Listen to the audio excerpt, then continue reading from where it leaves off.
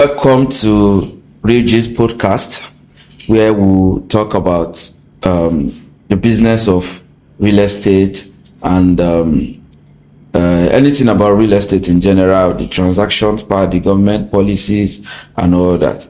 And we have here in the studio with us two powerful individuals in the real estate space. First, we have Mr. Ajayi Abayomi, a seasoned land surveyor and a real estate expert as well. You're welcome, sir. Thank you so much for having me. Yes, sir. Thank you for coming. And also, we have Mr. Okpeyemi Alade Tola. He's a real estate lawyer and he's also a real estate practitioner as well.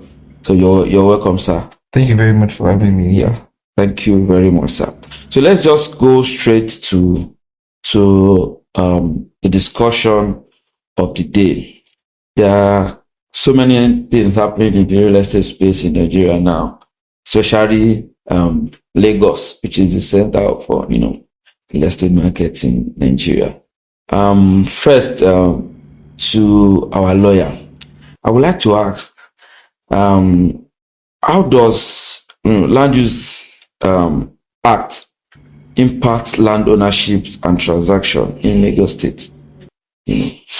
All right, thank you very much. It's a very important and germane question in the light of what's happening in Lagos as in there. So let me just give a big background to the Land Use Act. Pre-1978, land used to be owned customary by families, what we typically know as omonile, like the owners of the land. Well, it became difficult for government to access land for public use. So it became pretty difficult. They could not get, families said the mantra then was land belong to the families. So for you to have access to the land, it must be a part of the family. And by part of the family, I mean bloodline. All right. So the government does not belong to any particular family. So it was pretty difficult for them to access land. So by way of legislation, it then became important for government to have access to land, control and management of land. So they then designed a scheme in 1978 to ensure that if the governor is in charge of all the land, by extension, they have overriding and what we call allodial rights over all lands within the state, such that whenever they want to make public use of the land to benefit the general citizenry, the land is available. That led to Section 1 of the Land Use Act. And Section 1 of the Land Use Act simply says ownership of all lands is vested in the governor of the state as a trustee on behalf of citizens of the state. Okay. Now, that by implication, it means that the governor is a trustee of all lands within each state, thus giving him the right to access land for his best wisdom, access land for general public use. So when I say general public use, I mean creating hospitals, for road use, for markets, for schools, for railroads and many other general amenities that will benefit every member of the state. Okay. So back to the question. So how does it affect transactions on those lands and all that? All right. So because the governor is in charge of all lands, the status quo right now is such that the governor as it were did not deny the right of customary landowners to land. Because if you look at a relevant section of the Land Use Act, and if you in tandem with the provision of the Constitution, precisely Section 43, it says every Nigerian shall have a right to own property within Nigeria. Of course, with its relevant derogations. Now, what it simply means is that families do not have the rights they used to have before the Land Use Act. So right now, they have possessory rights. They can use the land until the government then deems it fit that, well, we need this land, right, for overriding interest. So as we speak right now, the way land transactions can go is that you buy land from the family, but before you buy land, you must be sure that the government does not have any public interest on the land. Now, when we say public interest, we have let me backtrack a little, because the government have become the has overriding interest of all the lands. There's a general acquisition on all lands, and that is such that it then becomes easy for governments to access any land, because there's a general acquisition by virtue of the Land Use Act. So there's nothing like freehold title anymore. Right? But what it then means is such that previously you own land in perpetuity, but that has been abolished technically, because the Land Use Act says you have 99 years maximumly to own land. But then I'll get into that a lot more. So there's a general acquisition on all lands. The next stage is you need to then know if it is a committed acquisition. Now, what do I mean by committed acquisition? Now, that's where the surveyor would obviously come in to shed more light into what I'm mentioning. Now, the general acquisition says, okay, every land is still subject to the overriding interest of the government. But in the circumstance where they are not making use of it, it then becomes free. You can perfect your title. Now, where it is still acquisition, there are what we call ratifiable acquisition and what we call committed acquisition. Now, the government can say, well, okay, that land, we don't really need it now. We don't need it. So if you come, you can ratify it. Right? But if there's what we call a scheme, a government scheme, for example, in Abramadation, there's something now, for example, Abramadation itself is a scheme. Lekki scheme too is a scheme. So the government can decide that, okay, this area I want to make it for mass housing. That's a scheme. Or want to build a police station. That's a scheme. Want to build this was supposed for security reasons. Want to have a military barracks. That's a scheme, right? So if the land falls under committed acquisition, definitely you cannot ratify. So when the land user creates an interplay so that both the family and the government can relate where it comes to land. The family is supposed to then say, oh, no, introduce a surveyor to their land who will chart the land and tell them this, what we call the status of the land. Now, because the governments will never, except they share with you what they call the master plan, right? And they don't do that every other time. But when there's a master plan, you can then know the areas that have been highlighted for public interest, right? So, but in some cases where they do not, you have to introduce your bring in your surveyor that charts the land, bring the chart reports, and then you can then see, okay, this land is just a general acquisition, you can buy it, or this land is a gazetted land, you can buy it. I'm still going to get down to the different kind of titles, but just to answer your question, lastly, is that when you say a land is under acquisition, what does it mean? Families typically may not understand this dichotomy, right? On the one hand, they have possessory rights. The government has overriding rights. So you start your process typically if it's an unacquired. Now there are some lands that have already been gazetted. Now it means that the government has already released that land back to the family, that they can do whatever they deem fit to with the land. You can buy that land and then perfect your title upward to governor's consent. All right. Now, there's difference between gazette and CFO. I'm sure I'll highlight that probably in another series or much later. So you start your process by buying the land from the family, and then you perfect your title with the government. Now, the reason is that for administrative sake and to ensure and prevent incidents of fraud, The government just wants to be sure that everybody that buys land has a record also with the government. So that for future transaction, the next person can easily chart the land and it will reflect the history of the land, who owns the land, and how the land became passed on from one party to the other. Lastly, you need to also mention a note that if a land is committed, it's a no-no altogether. Just forget about the land. Okay. I'm sure the Soviet would introduce more reasons why it's a no-no. Okay. Thank you very much, sir. To our surveyor, there are so many things going on on land transaction these days. Like you said, some acquisitions, some are the. So I want to ask, what is the importance of conducting a survey before buying or selling a land or a property generally? Okay, so coming to importance of conducting a survey before buying land is, the importance is actually very broad. So it's very broad, and I'll take them in bits. So I'll take them in bits. So the first is with survey plan. Even if you want to take loans in bank now without a survey, then no bank in Nigeria will be willing to give a loan.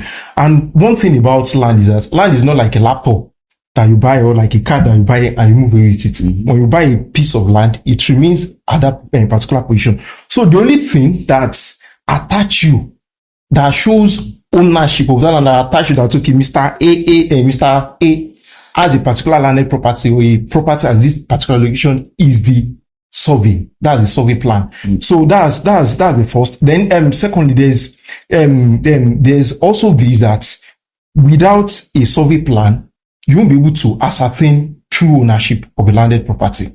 Because, for instance, now I want to get a landed property from you. The only proof I have that shows a confirmation, that's like the start. The first thing I will ask is that, okay, where is the survey plan? Which is the only proof that I have that, okay, this also person that wants to sell a land to me, okay, has a property at this particular location with this also parameter. So that parameter is just like a more professional term. That's the coordinate, the X and Y. Although in surveying world, we also use X, Y, Z, but just the parameter, the X and Y that attach to the land. So that's just also one of the importance of survey plan. And also in title, in the word of title processing, like Barrister was making mention of earlier. So the first door in title processing is survey plan. You want to process any document, you want to process any title, the first door you are going to open, the first door that needs to be knocked, that's when you are talking about the word of survey plan. Because without survey plan, there's no way you are going to locate the location, you are going to know the name, you are going to know the address. So that's just the importance. The major importance of having a survey plan on landed property. Okay. Then I also want to ask, recently there has been so many demolition in Lagos State. Not just Lagos alone, other parts of Nigeria. Other part of Nigeria. Are we going to say these people didn't conduct search, or they have been misled, or what are the reasons why this demolition are taking place? Okay. So, okay. So I think you two comment on it after him. So the reasons for demolition, so there are various reasons, but I'll just take the highlights. So the first one is proper documentation. So there's a saying, there's something I believe in that if you don't have the money to perfect the title on that land you are buying, then you don't have the money for the land.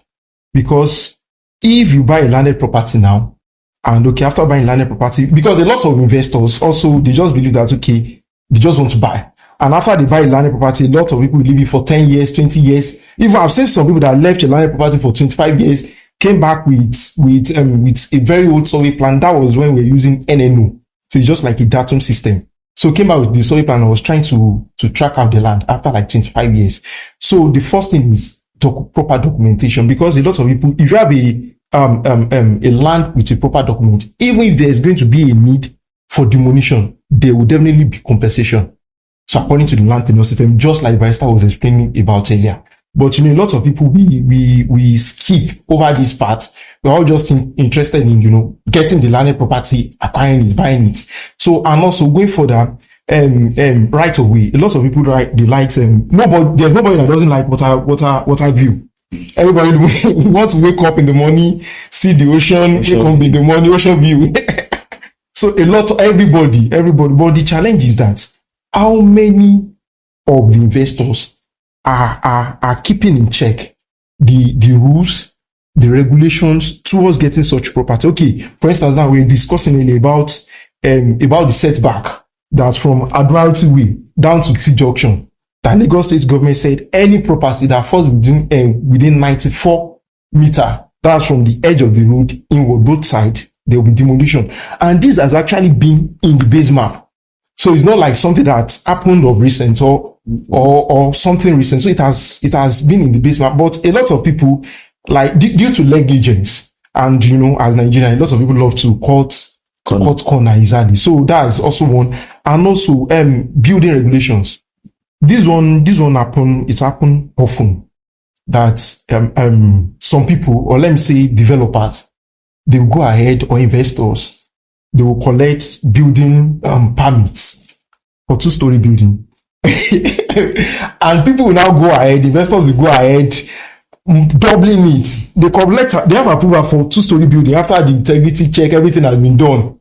It has been done. You have approval for 2-story building. You now build 4. You see some people, they will even be building skyscraper on it. So these are really majorly the major reasons for demolition. And also talk about the encroachment and some other things. So all these are what leads to demolition of land, of property rather. Okay, thank you very much. I'll just add something to what our learned Sylvia said. Truth is, beyond just encroachment, a lot of people think because they have gotten CFO, right, they can do whatever they want to do with it. Now, first off, you need to know that once you have been granted a CFO, there are things called ground rent. There are things like, there are terms and conditions to which you are giving the CFO. You cannot abandon the land. Now, what happened in Abuja is crystal clear in that they gave them the land, like allocation, right? You're supposed to develop it within the time frame. Yeah. A lot of people just abandon the land and just want to, without even putting any kind of structure to show some level of development on the property. So, you're already in breach of the CFO you got. So they can revoke it. And once they revoke it, they can demolish it. So the next thing is, lastly, you need to also understand that a lot of people get approvals, but they exceed what their approval states. For example, people have, the last demolition that happened in a quarter, a lot of people are like, how come those people will spend this kind of money without getting approvals? Many of the people don't go through the right channels in getting these approvals. Many of the approvals they seem to have gotten are illegal. So it's not registered in the back-end system of the government. So when the government, because no government will give you approval to build something on a canal. Because it makes no environmental sense. So we need to check the steps that people use in acquiring even the documents. Right? Some people brandish a CFO document or brandish building approval, and then when you go and do proper due diligence, you discover that there's nothing there. So that kind of person should not expect compensation if his property is demolished. Right? So you as a first-time buyer, it's very important to engage professionals in the field of real estate, surveyors, lawyers, and be willing to pay them their worth fee. If you don't pay them their worth, they will just do what they think is best to them. All right. So if I say this, right? If you cannot afford to spend money on due diligence, 100, 200, 300,000, but you would rather use faith to drop 100 million, it makes no investment sense. So a lot of people do not see the value in doing due diligence, so they then fall prey of what the government stipulates. If many of them have spent that money in doing due diligence, they would have known that, well, there are some things called setback. Now, high tensions, you cannot build directly close to high tensions. You cannot build very close to there are setbacks you need to give for high tension, for sub sub transformers and all that, for canals and all that. So the government will not be doing anything illegal if they demolish, if you build beyond the stipulated setback that they have stated. And the reason why, now the government is not wicked in demolishing. Sometimes the government is not wicked in demolishing people's houses. It's simply because if they don't do it, it will affect the greater number of citizens. For example, if they did not demolish those houses that were on the right of way of the canal, probably now that we are in rainy season, a lot of us will be living in flooded places. So the government demolition, we need to be as objective as possible. The question is, was there an infraction? If there was, well, then we should tell ourselves the truth, and other people should learn from it. Okay, but maybe we'll close with this.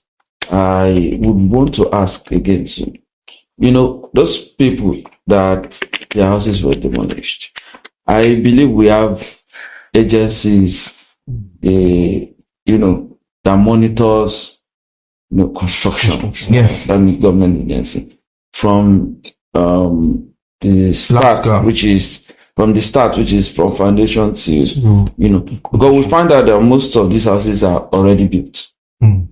So are we now saying, it's a question, that there was no proper monitoring? Because even if the individuals were doing something wrong, I believe those agencies should have stopped them, maybe at the foundation level or decking level or anywhere, before they finish the whole building and moved in, already staying there. So are we saying that there is no proper monitoring? So maybe to survey first, then you react. I'm not going to say there's no proper monitoring. Okay. I won't say that, because what I feel is that this is Nigeria. Okay. This is Nigeria.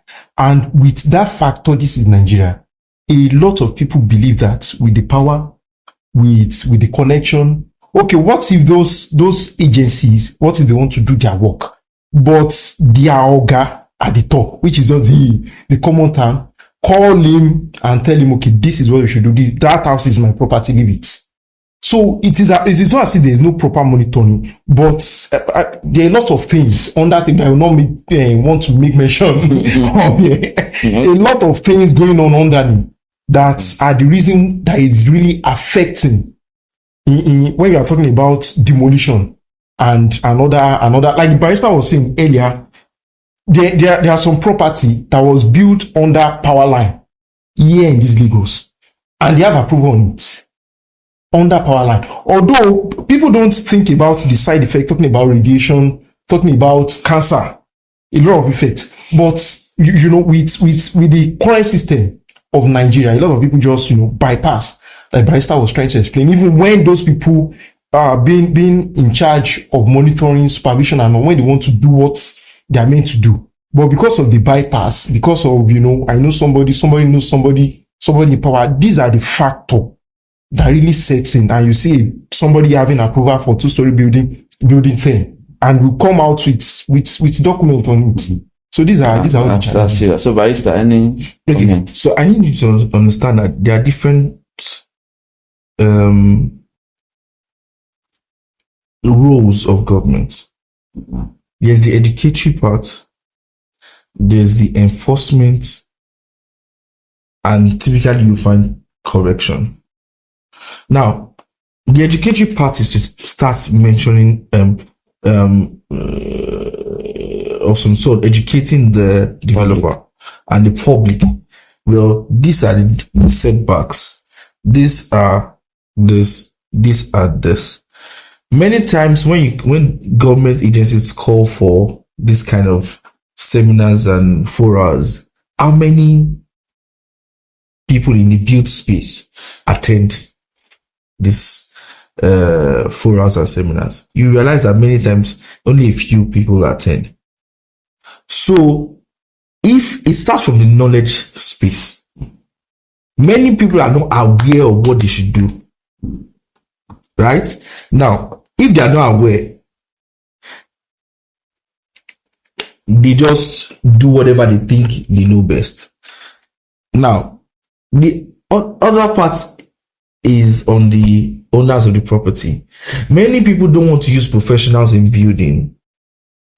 The professionals know, okay, well, sorry, we have to give XY setback, 3 meters, 3 meters, 18 meters, and the like, right? But instead of consulting professionals, they want to cut costs. They decide to go with unskilled labor. Oh, let me call this bricklayer. Let me just call this bricklayer. That bricklayer has been building houses. Let me bring him in. And you realize that bricklayer will not know anything about the necessary setbacks and regulations that they need to know about. So sometimes the owners of the property are to be blamed. The next thing is, now, you mentioned coming to site. Now, you realize that many properties already have notices stamped on them. Now, for some reasons, you are expected to come and see the government to either find a way around it. Many times, people just go to the government agencies, and once they see that you have already begun the process, they let you continue so that probably you will fix it and come back and give them reports. But many times you realize that the moment they are able to settle it there, they continue with the infraction. They may tell them, demolish XYZ portion and come and give us the feedback. Go ahead and demolish and come back. But instead of demolishing, many people will still continue. And that's probably because they have collected money from clients. Probably have approval for 3 stories, and then they have told them you can only go 2 stories, and they have agreed with them in principle. They may probably even do some skeletal demolition. And when because I don't want to believe that the government is to be blamed. It's a symbiotic relationship. The government has their own role to play, of course, but you realize that many times the developers do not see the perspective, the safety perspective that the government is trying to introduce. That's why they always go ahead to run foul of whatever the law is, thinking that they can always settle it out of doing the right thing. So that's the enforcement. The enforcement that they go to sites, you realize that most properties actually have X marks on them, some kind of notice on them, some kind of at least embellishment of the government showing that they should come and do the needful. Then the last part is task force. Now, the government every responsible government has a duty to protect lives of citizens. So where they have realized that education is and awareness is not working, they realize that enforcement is not working, the last option is to demolish, which is task force. That's where they then go in dirty and then they demolish properties. And then you realize that they are still doing not because they want to punish, but it's just to ensure that lives and properties of others are secured. So we say something in law, when you must always think about the greater good of people. So if you have a minority and you have a majority, it's better to protect the majority over and above the minority. You can always compensate the minority later, but if it will affect the majority, you may not be able to compensate and fix every other person. So that's why you realize that they typically, look at the canals. Imagine they don't demolish those canals. The lives of about 22 million Nigerians or Lagosians is at stake. So demolishing maybe 20 or 50 houses to protect 20 million lives is a good bargain. I am just okay. You want to say something? Yes, yes. I want to add something to about talking about awareness. So some years, I think 3 to 4 years ago, Ogun State did something that I think it can be emulated. So talking about the 1.5 kilometer pollution, so probably that falls within that side. So as far back, I think 3 years ago, when you immediately after the toll gate, so they actually make a billboard that show the master plan of the 1.5. So this is like even citizens that okay, maybe you don't have access because a lot of how many people read newspaper these days. So they're able to easily maybe traveling, see it. It caught the attention of citizens. Okay, see it. Okay, do not. It was boldly written. Do not buy property at this also corridor.